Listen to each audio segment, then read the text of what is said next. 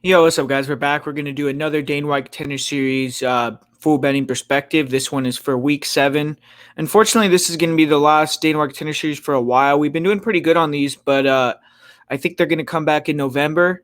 But like always, this is going to be on oddshq, so make sure to check out the website, check everything they got going over there. The NFL season just started, so a lot of things getting into full swing, and there's a lot of good information there, but we're going to get right into this here. We're going to get into the White Contender Series Week 7. The first fight of the night, Kyle Driscoll, Dennis Paiva. And when you're looking at the odds here, we got Driscoll as a favorite here at minus 180, Paiva around a plus 150.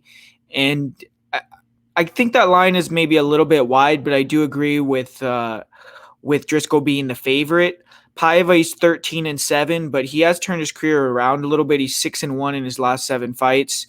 And he's fought and defeated some solid competition. He's fought some UFC veterans, but it seems like whenever he gets that, that step up in competition, he tends to not fare very well and he'll lose the fight. So hasn't been able to, win that fight that propels him to the UFC yet. For Kyle Driscoll, he's 11-3. He's on a 6-fight winning streak himself.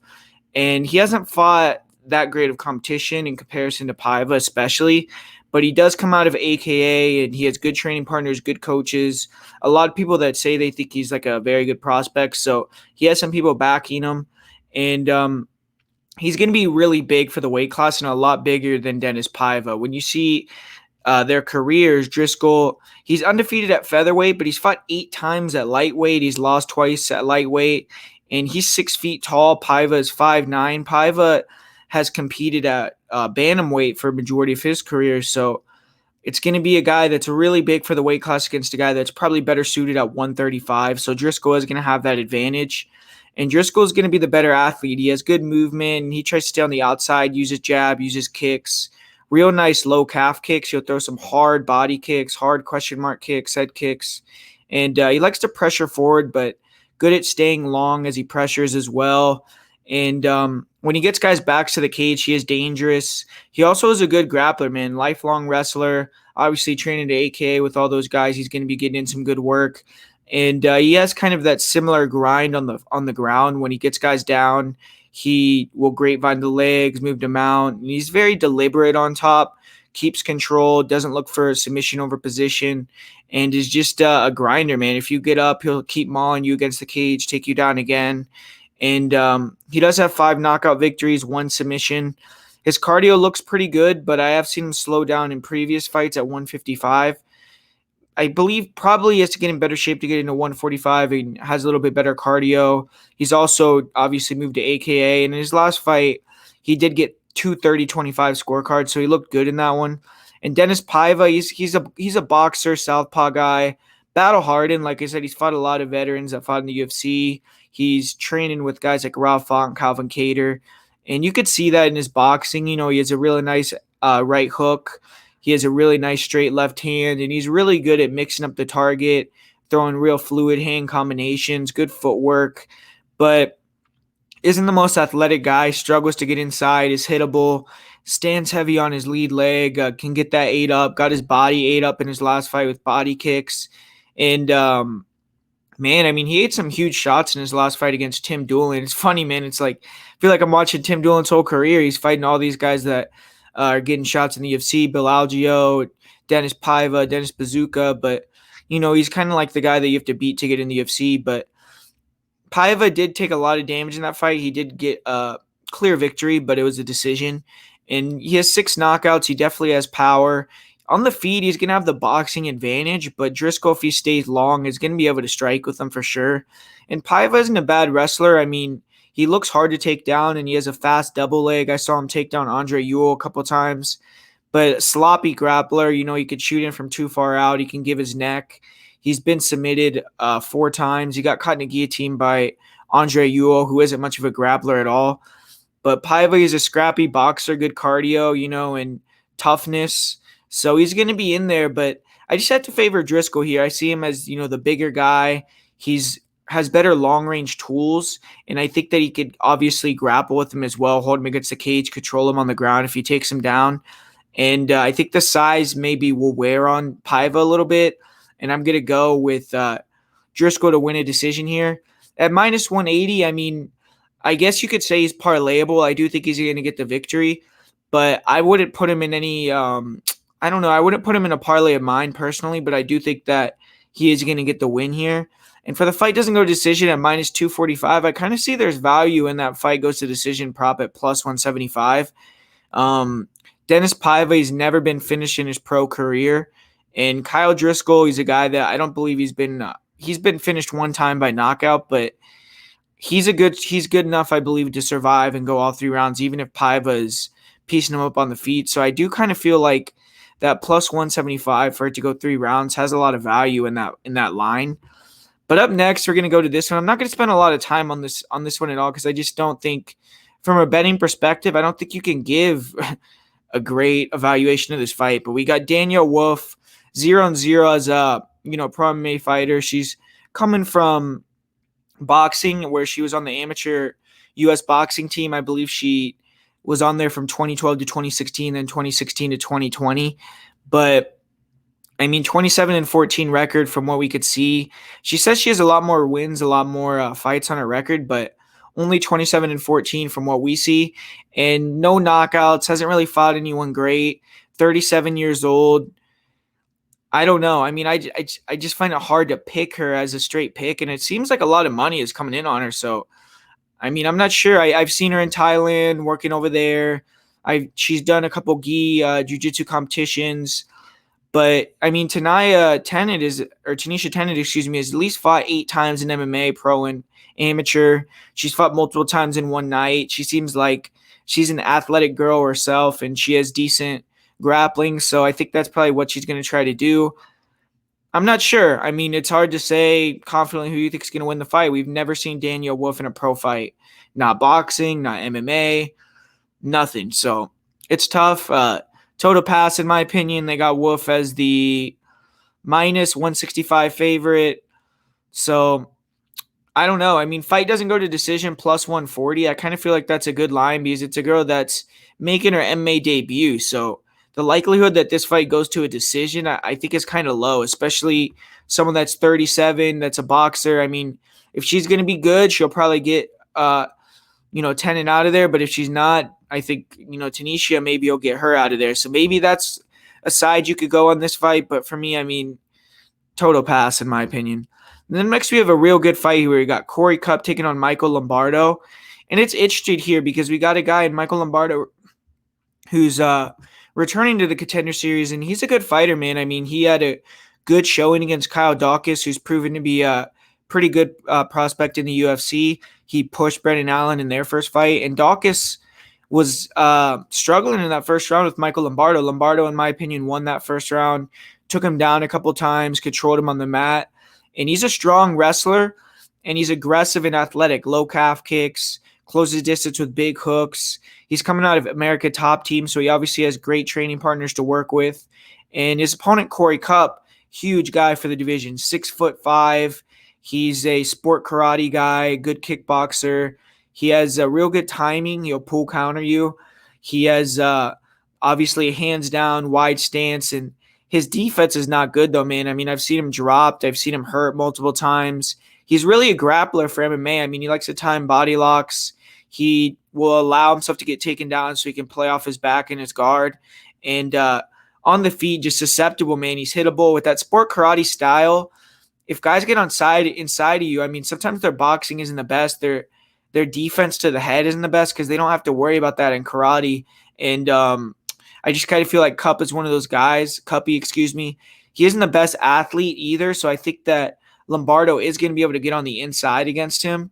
And Lombardo showed good submission defense against Kyle Dawkins and good heart, man. And I don't know, it's a low percentage chance to pick someone to get a submission off their back. And Korey Kuppe off of his back is very dangerous. Good triangles, good arm bars, good elbows. But Lombardo's experienced down there. He's fighting with real good guys in the gym every day. Good wrestler. He passes the guard well. So hopefully, if he could take down Kuppe, he'll stay out of his guard. But even if he doesn't, I just feel like he's savvy enough, he's well-versed enough to avoid the submissions. When you look at Lombardo's last fight against Jose Caceres, similar opponent, a guy that's long, tall, rangy, awkward on the feet.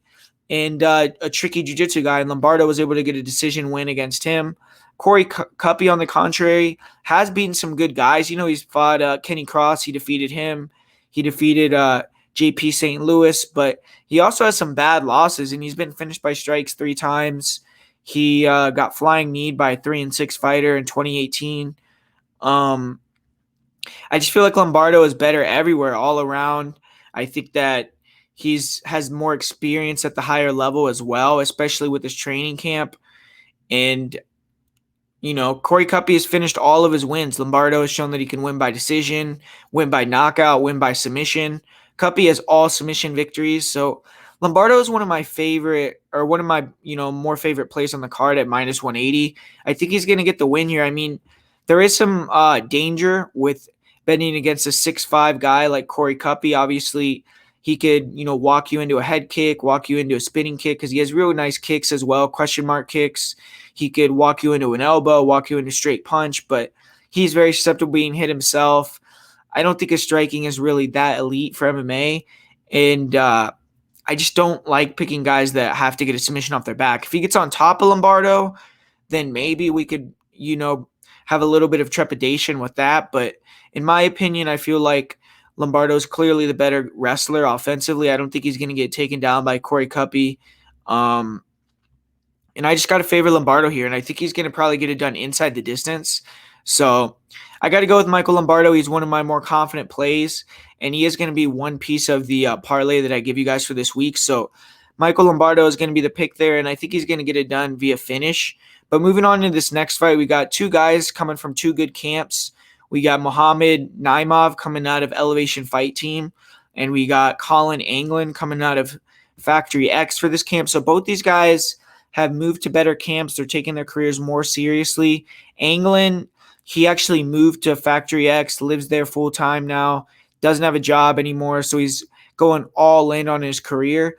And Muhammad Naimov, he's going to be the first guy out of Tajikistan in the UFC, or under the UFC banner, so he's going to have a lot of motivation in terms of that. And he looked really good after his first fight with Elevation Fight Team. When you look at Muhammad, he's just very explosive, very good athlete, really nice fakes and feints, closes the distance, really good forward pressure. His low kicks are nasty, man, real good counter puncher, and doesn't give a lot of guys a lot of opportunities to hit him.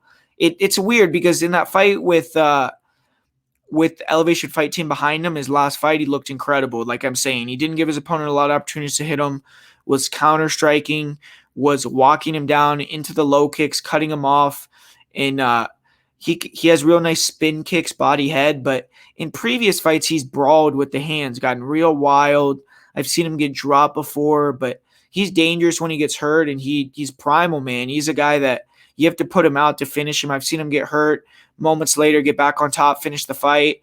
And, he has a decent wrestling game as well, decent grappling. I've seen him hit some rear naked chokes, but I do feel like Collin Anglin is probably the better wrestler here.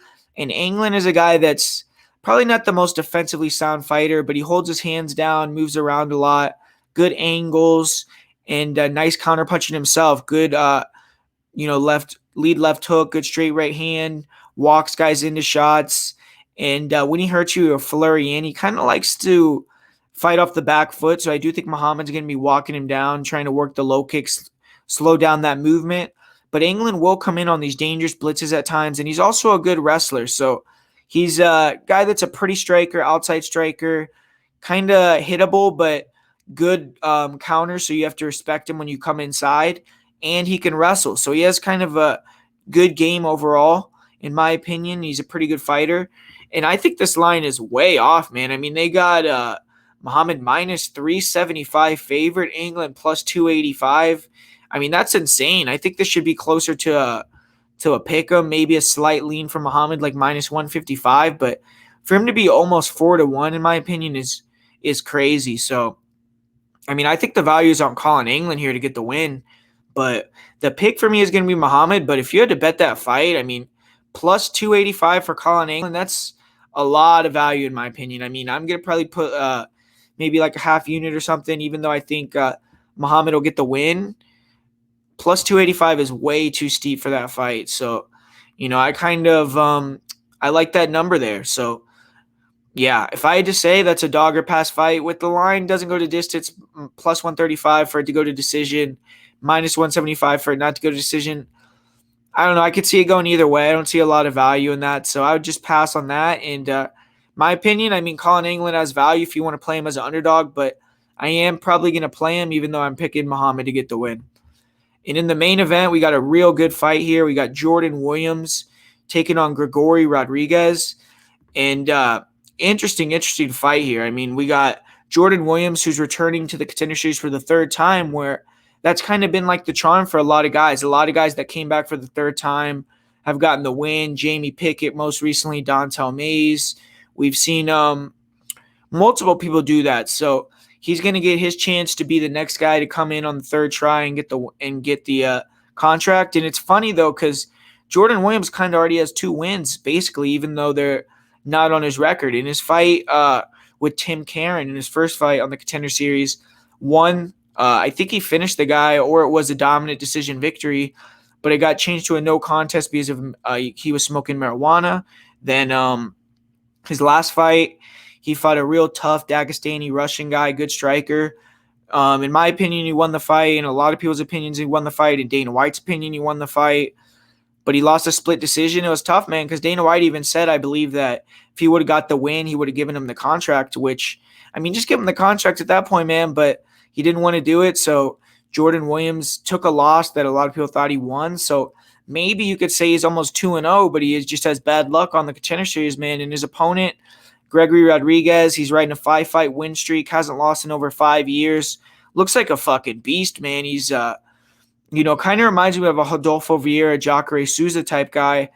And, he's a huge guy for middleweight, man. 6'2", looks like he's like a fucking Greek statue. He's freaking chiseled. And Jordan Williams is a guy that's a little bit soft for the division, a guy that's expressed interest at fighting at 170.